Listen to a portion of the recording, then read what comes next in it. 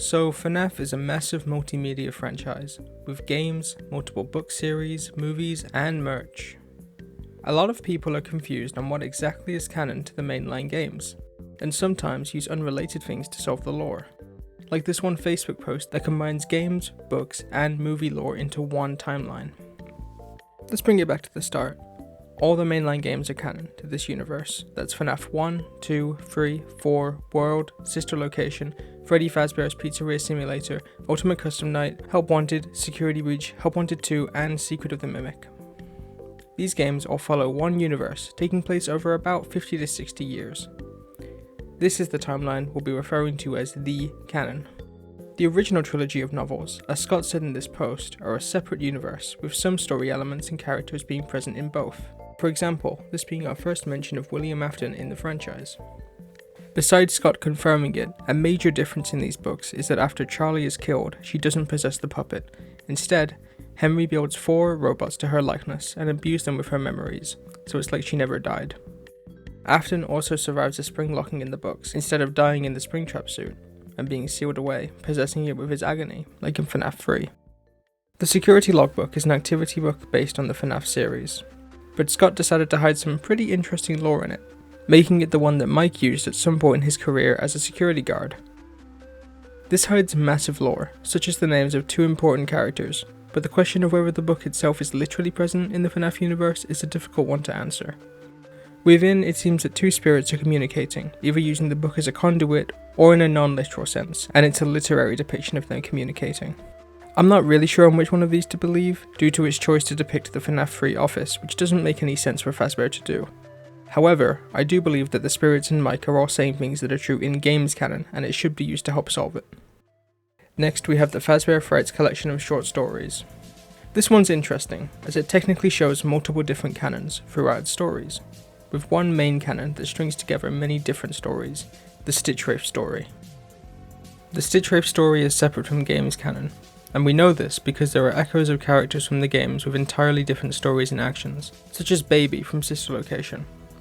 Instead of being trapped underground, Baby is instead a tall, slender animatronic called Eleanor, who is one of the 2 antagonists.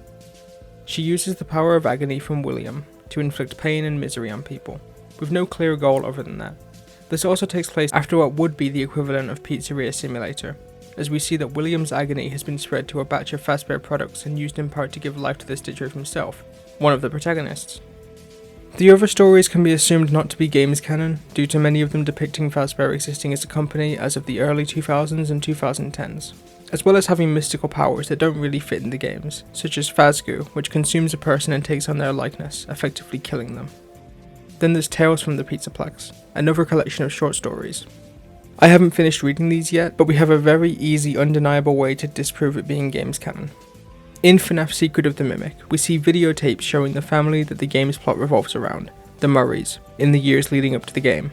In this, we see that Edwin and Fiona Murray are running Murray's Costume Manor, creating mascot costumes as well as animatronics.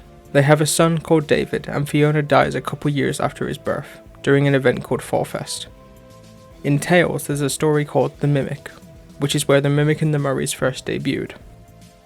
In this story, Fiona instead dies during childbirth, giving birth to David, which couldn't possibly happen in the game's timeline, as we see a video of Fiona talking to Edwin on David's first birthday. As far as I'm aware, not all of the stories take place in one universe, and many of them are disproved as being games canon by either Security Breach or Secret of the Mimic. There were also some interactive novels published around this time, as a choose-your-own adventure.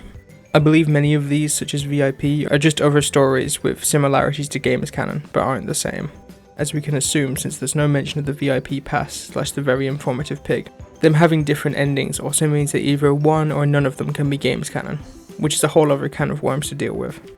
There is one possible exception out of these novels, The Week Before. The Week Before follows the phone guy from FNAF 1 and 2, named Ralph. It takes place the week before FNAF 1, and has a really weird canon ending, which could be considered as retconning FNAF 1. I'm not fully sure, but let's say it's tentatively canon for now. Now the movies. We finally get diverse images for this one, and also we get some of the weirdest ideas about how it could possibly be games canon. I could go super duper easy and say, hey look, William's alive in 2000, also Vanessa's his daughter, also Michael's a bad guy in the second movie, but that's too simple. And also, some people's explanations on how they are the same are really funny.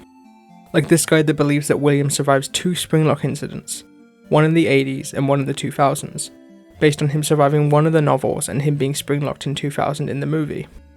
So definitively, it isn't canon. Charlie dies inside instead of outside, Baby's just sitting in Afton's attic in the 80s, no Elizabeth, yet, Henry isn't doing jack shit about William and what happened to Charlie, the spirits are able to converse with Abby and Mike freely, William has direct control over the animatronics through drawings, William kidnaps and kills people outside of Freddy's, and there's way more than that, making the movies definitively their own thing.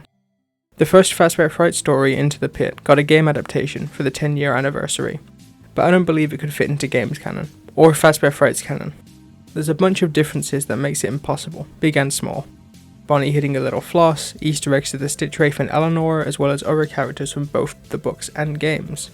These things couldn't exist in the main game's timeline, and so we can assume that there's no time-travelling ball pit and no public murder of 6 kids in a Fazbear location, like in Into the Pit. Finally, 5 Laps at Freddy's, the flagship racing game for Five Nights at Freddy's.